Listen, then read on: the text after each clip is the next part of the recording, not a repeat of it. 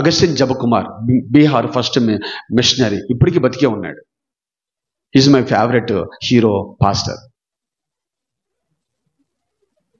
అతను engineering complete చేశాడు. ఇక్కడ వరకు తెలుసు అగస్టిన్ జబకుమార్, థ్యాంక్ యూ సిస్టర్ గారు, ఒకళ్ళు ఇద్దరు చేశారు, పాస్టర్స్ కూడా తెలిసి ఉండొచ్చు. ఆయన ఇంజనీరింగ్ కంప్లీట్ చేశాడు. దేవుడు ఒకే కొడుకు, ఇద్దరు టీచర్సే, మమ్మీ డాడీ, ఒకే కొడుకు. దేవుడు దర్శనం ఇచ్చాడు. బీహార్ వెళ్ళమని సేవకి. మిమ్మల్ని ఎంకరేజ్ చేయడం కోసమే నేను మాట్లాడుతున్నాను. అయితే వాళ్ళ అమ్మ దగ్గరికి వెళ్ళి చెప్పాడంట, అమ్మ ఇలాగా యేసు ప్రభువారు బీహార్ వెళ్ళమంటున్నారు. వెళ్ళు నాన్న, నువ్వు పుట్టినప్పుడే నిన్ను బలిపీఠం మీద పెట్టాను నేనని చెప్పానంట తల్లి. తల్లులు అలా ఎందుకని ఉండకూడదు? అమ్మ మీరందరూ తల్లులు కదా, అలా ఎందుకని ఉండకూడదు? పుట్టినప్పుడే మన బిడ్డలను బలిపీఠం మీద పెట్టేవాళ్ళంగా ఉండాలి. కడుపులో ఉన్నప్పుడే నువ్వు ఆజ్యం పోయాలి. కడుపులో ఉన్నప్పుడు కనుక ప్రెగ్నెన్సీ ఉమెన్ టీవీ చూడకూడదు. ప్రెగ్నెన్సీ ఉమెన్స్ గొడవలు జరుగుతున్న స్థలంలో నిలబడకూడదు. ప్రెగ్నెన్సీ ఉమెన్స్ ఇంకా కొన్ని సినిమా పాటలు పాడకూడదు. ఎందుకంటే ఆ బిడ్డ వింటుంటాడు. 5th మంత్ నుంచి కొడుతూ ఉంటాడు. ఆ తల్లికి భయం ఉందా? ప్రెగ్నెంట్ ఉమెన్కి గొడవలు జరుగుతుంటే వెళ్ళి నిలబడితే అక్కడ వాళ్ళు వల్గర్ లాంగ్వేజ్ బూతులు మాట్లాడుకుంటూ ఉంటుంటే ఆ మాటలు నీ కొడుకు వింటున్నాడు, నీ కడుపులో ఉన్నటువంటి వాడు, నీ కూతురు వింటుంది. అక్కడే నువ్వు నేర్పించేస్తున్నావు వల్గర్ లాంగ్వేజ్.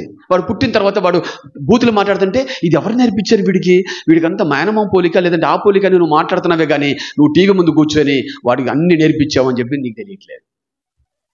కాబట్టి స్త్రీలు ఈ విషయంలో కేర్ తీసుకుంటామా? మీ కూతుర్ల విషయాల్లో, మీ కోడళ్ళ విషయాల్లో.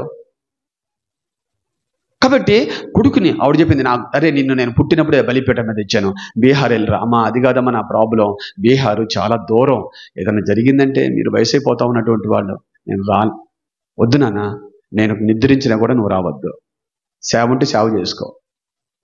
అమ్మా గుర్తుపెట్టుకో, తల్లి కొడుకుల మధ్యలో జరుగుతున్న సంభాషణ, ఈరోజు మన ఇళ్లలో జరుగుతున్న సంభాషణ ఏంటి? సాయంత్రం ఇంటికి ఒక అరగంట సేపు రాకపోతే వణికిపోతున్నావు. క్రైస్తవురాలి వరువు, క్రైస్తవుడు వరువు. ప్రాక్టికల్ లైఫ్ లేదా? అప్పుడు దేవుని నమ్ముకునే ప్రయోజనం ఏంటి? దేవుని ఆనుకున్నామా లేదా మనం?